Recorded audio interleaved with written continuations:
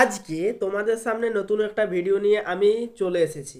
আজকের এই ভিডিওর মাধ্যমে আমি তোমাদের সম্পূর্ণভাবে আলোচনা করব তোমরা যারা ফার্স্ট এই বছর তোমরা মাধ্যমিক পরীক্ষার জন্য প্রথম পরীক্ষা দেবে, অর্থাৎ তোমরা এখন বর্তমানে দশম শ্রেণীতে অর্থাৎ ক্লাস 10-এ পড়াশোনা করছো।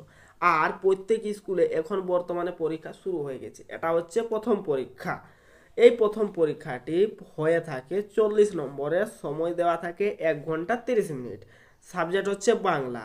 কিন্তু এটা এই ভিডিওটা দেখলে তোমরা একটু অ্যাডভান্স লেভেলে পৌঁছে যাবে। জিনিসটা একটু বিশেষ ক্লিয়ার করে বলি, এখনও অনেক স্কুল রয়েছে ওয়েস্ট বেঙ্গলে যে স্কুলগুলোতে ক্লাস 10-এর প্রথম বাংলা এই যে কোশ্চানটি পরীক্ষা হয়নি। তোমরা যারা দাওনি পরীক্ষা, এক নজরে একটু দেখে নিলে তোমাদের পরীক্ষা আটটুকু ভালো হয়ে যেতে পারে। তাই বিশেষ কারণে আজকের এই ভিডিওটি মোস্ট ইম্পর্ট্যান্ট। তো চলো আজকের এই বিশেষ ভিডিওটি শুরু করি। তো প্রথম নম্বরে তোমাদের 7টি এমসিকিউ টাইপ প্রশ্ন এসে থাকে প্রত্যেক পরীক্ষার জন্য ওয়েস্ট বেঙ্গলের সমস্ত।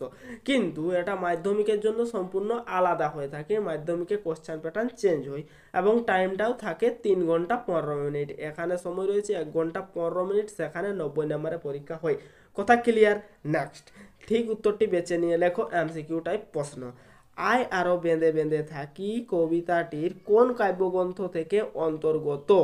এই প্রশ্নটির উত্তর হবে তোমাদের জলই পাষাণ হয়ে আছে এই কবিতার অন্তর্গত। নেক্সট, বাঙালি সাংবাদিকদের বাবু কুইল ডাইভার্স বলতেন, কাদেরকে বলতেন?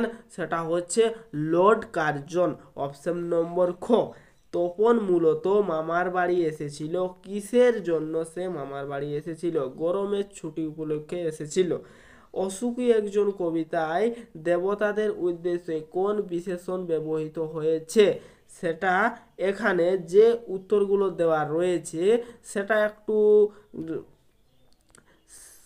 অসুখী একজন, সেটা তোমাদের অসুখী একজন কবিতায় উদ্দেশ্য করে সেটা হবে তোমাদের শান্ত নীল, এটা হবে তোমাদের শান্ত নীল। আফ্রিকা কবিতায় আসন্ত সন্ধ্যার শেষ রশ্মিপাতে কবি কোথায় দাঁড়াতে বলেছেন? অরণ্যের অন্ধকারে মরুভূমির মাঝে। এই প্রশ্নটি সেটি দাঁড়াতে কোথায় বলেছেন? সেটি হবে পশ্চিম দিকে দাঁড়াতে বলেছেন। আর এই প্রশ্নের উত্তরটি এখানে একটু প্রশ্নটি ঘুরিয়ে দিয়েছে, তাই একটু অসুবিধা হয়েছে। তো এটা কোনটা হবে তোমরা একটু ভালোভাবে বই ঘেটে নেবে। সেখানে ছড়িয়ে রইল কাঠ কয়লা, নিম্নরেখ পদটির কারক নির্বাচন করো। তো এটি হবে কর্মকারক, অপশান নম্বর ক। উৎসবের বাজনা বাজছে, বাজনা কি কর্তা? এটা হচ্ছে সমধাতুজ কর্তা। নেক্সট, তোমাদের 8টি 1 নম্বরের প্রশ্ন রয়েছে যেটি হচ্ছে এসএ কিউ টাইপ।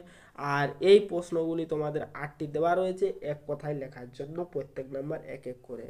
আর তোমরা একবার প্র্যাকটিস করে নেবে, আমি স্পিডে বলে পারিয়ে দিচ্ছি ভিডিওটা ছোট্ট বানাবার জন্য। আমাদের ইতিহাস নেই এ কথা বলার কারণ কি?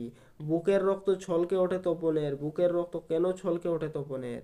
সেই মেয়েটির মৃত্যু হলো না, কেন মেয়েটির মৃত্যু হলো না?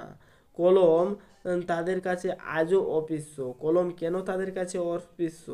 কৃপণ আলোর অন্তপুরে, আলোকে কৃপণ কেন বলা হয়েছে? এবার উদ্ভ্রান্ত সেই আদিম যুগে, উদ্ভ্রান্ত শব্দটি কবি কি বোঝাতে চেয়েছেন? কালাত্মকরণ কাকে বলে? এর উদাহরণ দাও। এই প্রশ্নগুলি বিশেষভাবে রেডি করো, তোমরা অবশ্যই সহকারে সফল হবে। আর 2 নম্বর পেজ, এখান থেকেও তোমাদের বড় প্রশ্নগুলো হয়ে থাকে। সম্বন্ধ পদ এবং সম্বোধন পদের একটি পার্থক্য লেখো। নির্দেশক বলতে কি বোঝো? অকারক বলতে কি বোঝো? কয়েকটি অথবা রয়েছে, আর অথবা সম্পর্কে যে কোনো একটি করবে, এটাই মেন কাজ। আরও একটা জিনিস তোমাদের বলে রাখি, এখন থেকে যে প্রশ্নগুলো তোমাদের দেওয়া রয়েছে এগুলো ভীষণভাবে প্র্যাকটিস করো। কারণ এগুলো তোমরা যদি প্র্যাকটিস করে থাকো তাহলে কি হবে, মাধ্যমিক পর্যন্ত পৌঁছিতে পৌঁছিতে তোমরা অনেক অ্যাডভান্স লেভেলে পৌঁছে যাবে। তাহলে তোমাদের সেখানে প্রশ্ন আসতে অনেক সুবিধা হয়ে যাবে। প্রশ্ন অর্থাৎ তোমাদের পরীক্ষায় আরও ভালোভাবে রেজাল্ট হওয়ার সম্ভাবনা হবে। এরপর রয়েছে প্রসঙ্গ নির্দেশ অনুযায়ী 60 শব্দের মধ্যে উত্তর দাও। 3 নম্বরের করে প্রশ্ন, 3 মার্কের করে 2টি প্রশ্ন করতে হবে। নখ যাদের তীক্ষ্ণ তোমার নেকড়ের চেয়ে, কাদের কথা বলা হয়েছে এখানে? কোন প্রসঙ্গে এমন কথা বলা হয়েছে? তোমরা প্র্যাকটিস করবে দুটোই, কারণ এই প্রশ্নগুলো বিভিন্ন স্কুলে বিভিন্ন রকম হয়ে থাকে, তাই কোনোটা না কোনোটা একটা দিয়েই থাকবে। ভীষণভাবে প্র্যাকটিস করো, দেখবে এখান থেকে কিছু না কিছু উচ্চ মাধ্যমিক, মাধ্যমিকে এসে পড়ে। নেক্সট তোমাদের রয়েছে কম বেশি 150 শব্দে উত্তর দাও, 5 মার্কে দুটি করতে হবে, সেখান থেকে 10 নাম্বার এসে থাকে। নতুন মেসোকে দেখে জ্ঞান চক্ষু খুলে গেল তপনের। জ্ঞান চক্ষু শব্দটির অর্থ কি? প্রকৃত অক্ষে তপন জ্ঞান চক্ষু খুলে গেল, তোমার কি মনে হয়? আরও একটা কথা বলে দিয়ে রাখি, তোমরা একটা জিনিস যে কোনো স্কুলের জন্য প্র্যাকটিস করে থাকো, তোমাদের তপনের অর্থাৎ জ্ঞান চক্ষু গল্প থেকে কোনো না কোনো প্রশ্ন এসেই থাকে। তাই তোমরা যখন পরীক্ষা দিতে যাবে বাংলা সে যে কোনো স্কুলে, তাহলে তপনের গল্পটাকে ভালোভাবে প্র্যাকটিস করে যাও, দেখবে সেখান থেকে তোমার 15 নাম্বার অটোমেটিক এসে গিয়েছে। কারণ 5 মার্কের একটি 10 নাম্বারের, একটি 2 নাম্বারের পাবে, কয়েকগুলো শর্ট পাবে, তো কত হয়ে গেল? সেখানে 10 থেকে 12 তখন থেকেই এসে গেল। তো জাস্ট ভালোভাবে পড়াশোনা করো। আর কম বেশি 150 শব্দে একটি উত্তর দাও, যে কোনো একটি। 5 একে 5 একটি দিয়েছে। আর চলিত গদ্যে অনুবাদ করো।